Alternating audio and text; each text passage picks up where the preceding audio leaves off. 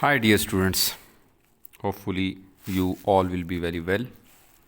Today, we are going to discuss very important series of MCQs related to PPSC and all the competitive examinations. क्योंकि आपका PPSC का exam बहुत करीब है, that's why ये series जो है स्पेसिफ़िकली है तो PPSC के हवाले से, बट इसके अंदर जो MCQs डिस्कस होंगे वो किसी भी कम्पिटिटिव एग्ज़ाम में, किसी भी पब्लिक सर्विस कमीशन के एग्ज़ाम के लिए बहुत इम्पॉर्टेंट है। सो ये MCQs सीरीज़ मेरा ख़्याल है इसमें मैं 5 वीडियोस बनाऊंगा, हर वीडियो में 10 MCQs होंगे और इनको हम डिटेल से डिस्कस करेंगे। और मेरी कोशिश होगी कि मैं ये जो MCQ सीरीज़ है ये सारी की सारी कंसेक्टिवली ही आज अपलोड कर दूँ। So let's start the first important MCQ for today. In his general theory of employment, Keynes pointed out that, so इसका मतलब है उसने केन्स को इंडिकेट किया। Keynes pointed out that what the economy automatically tends towards full employment. No, ये classicals कहते थे invisible hands के ज़रिए। If there is unemployment there is also likely to be inflation. If there is unemployment there is likely to be inflation. नहीं, तो ये तो inflationary gap है, तो इधर अनएम्प्लॉयमेंट है, ज़रा डिफरेंट बातें हैं। द इकोनॉमी में be in equilibrium at less than full employment. Yes, inflationary deflationary gap अगर आपने किया है तो it can be above full employment equilibrium में और बिलो भी, तो आंसर आपका सी राइट है। Okay, the next MCQ is saying GNP is equal to GNI. So when your GNP is equal to GNI, ये हमने फाइंड आउट करना है 5 ऑप्शंस में से। A, income wages rents and interest rates are equal to payments of factors of production. ये हैं ही payments of factors of production, तो ये रेडिकुलस सी बात है, तो ये नहीं हो सकता। Trends in national income growth must be viewed taking the GNP deflator into account. ये इररिलेवेंट बात है, हमने इन दोनों को फाइंड आउट करना है। तो नेक्स्ट,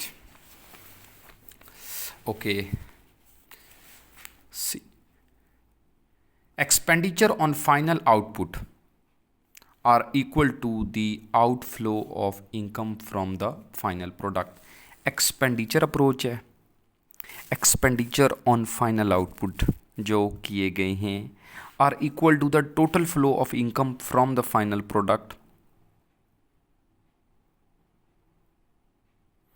बिल्कुल ये है आपकी, ये GNI है, ये जो आपके पास है gross national income, total flow of income from the final product जो है ये GNI है, और ये expenditure on the final product ये आपकी GNP है। बोथ आर इक्वल, तो ये आपके पास सी आंसर राइट ऑप्शन है। Okay, the third MCQ is very easy, बड़ा सिंपल सा है, आपने किया हुआ होगा। Supply is equal to demand करें, ये वैल्यू पुट करें, इसके अंदर P की वैल्यू निकालें, P की वैल्यू पुट करें इनमें, और आपके पास आंसर क्या है 52 आएगा। ये बेसिक फर्स्ट ईयर लेवल से आप कर रहे होते हैं, तो ये इतना आपको प्रॉब्लम नहीं करेगी। तो next important MCQ is related to what we can say total revenue is. तो क्या है कि आपको टोटल रेवेन्यू गिवन है, TR is equal to A plus BQ minus CQ2। ठीक है जी, तो डेरिवेशन है छोटी सी, आप खुद कर सकते हैं। Where Q is the quantity of output, ABC are the positive parameters, then TR is maximize. So TR कहाँ मैक्सिमाइज होता है, जहाँ पर आपका MR जो है वो सेट इक्वल टू 0 करते हैं। अब इसमें यह है कि आप इसके 2 डेरिवेटिव्स ले लें, या तो तब आपको आंसर मिल जाएगा, ठीक है, या फर्स्ट डेरिवेटिव लें जो कि MR के इक्वल होगा, उसको इक्वल टू 0 पुट कर दें, तो आपके पास करेक्ट आंसर जो है वो आ जाएगा।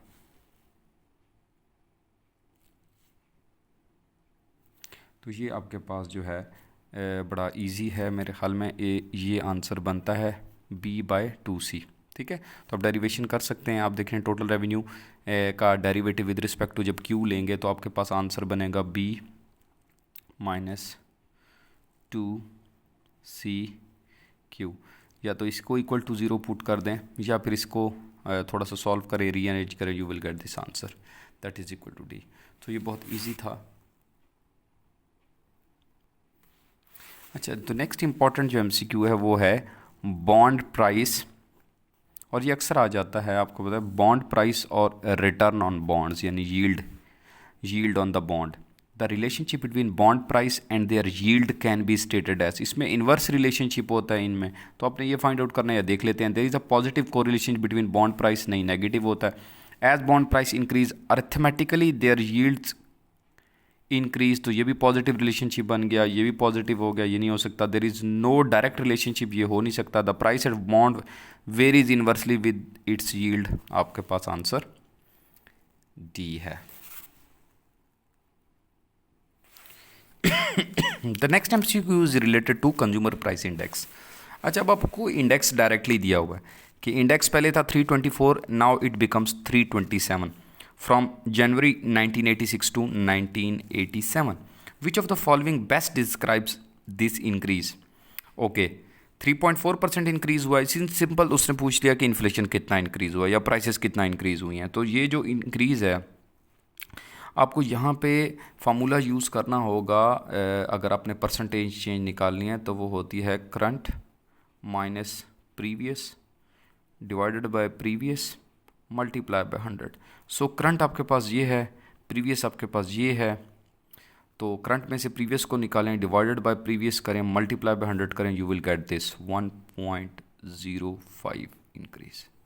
फार्मूला मैंने बता दिया है, current minus previous divided by previous, या इसका डिफरेंस लेकर डिवाइड बाय प्रीवियस करें, मल्टीप्लाई बाय 100 करें, you will get this 1.04, round of करेंगे तो 1.05, तो ये आपके पास आंसर आता है।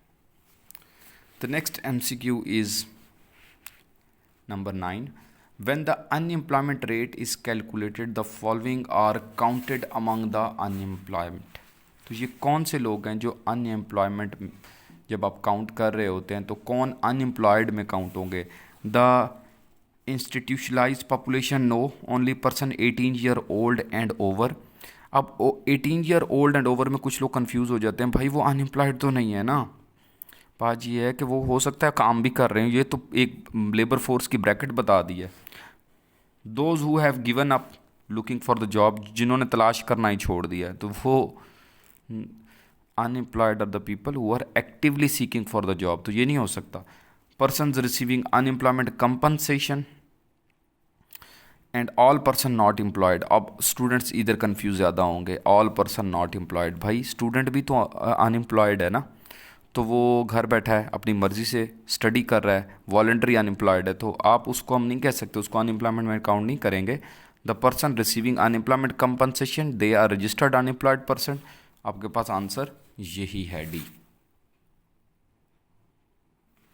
ओके, अब यहाँ पर हुआ ये है कि डॉलर की वैल्यू डिक्लाइन कर गया। The declining value of the dollar would have the following significance. क्या होगा अगर डॉलर की वैल्यू डिक्रीज हो जाएगी? It would have adverse repercussion on the balance of payment situation in the United States. ज़रूरी तो नहीं है, डॉलर की वैल्यू डिक्लाइन होने से बैलेंस ऑफ पेमेंट इंप्रूव हो सकता है अगर मार्शल अर्नर कंडीशन मेट कर जाए, तो ये ज़रूरी नहीं है। Foreign travel would become more expensive, foreign travel would become more, yes बिल्कुल, यूएसए के लोग अगर बाहर जाएंगे तो वो एक्सपेंसिव हो जाएंगे। अगली ऑप्शंस देख लेते हैं। Dollar would buy more yen, no, dollar would buy less yen, क्योंकि वो डेप्रिशिएट कर गया। International indebtedness of US to other countries would decrease, तो वो तो इंक्रीज़ होगी, तो ये नहीं हो सकता। ठीक है जी, उसके बाद क्या है? Goods purchased with US dollar in other countries would become less expensive, जी नहीं, वो मोर एक्सपेंसिव हो जाएंगी। सो आपके पास जो ऑप्शन बचती है वो रीज़नेबल जो है वो बी ऑप्शन है, और यही आपके पास आंसर है, क्योंकि फॉरेन ट्रैवल का जब यूएसए के लोग करेंगे तो वो एक्सपेंसिव होंगे क्योंकि उनकी कंट्री की वैल्यू डिक्लाइन कर गई है। नेक्स्ट MCQ इज़ नंबर 12, और यहाँ पे which one of the following statement is not true for monopoly. A single firm produces the entire market supply, बिल्कुल ठीक है। Monopoly has a horizontal demand curve, बिल्कुल नहीं है। और marginal revenue is always less than price यानी कि AR, ये भी बिल्कुल ठीक है। Profit is maximize where margin revenue is equal to marginal cost, ये भी ठीक है। Monopolies have the power to alter the market price, ये भी ठीक है। सो हॉरिजेंटल डिमांड कर्व नहीं होता, एक सिंपल MCQ था। So that's all about from the video number 1, and thanks for watching this video. Like it and share it with your friends. Those who have not subscribed my channel, please subscribe it, because the next video that are coming are very very important for your preparation. Thank you very much. Tata, bye bye.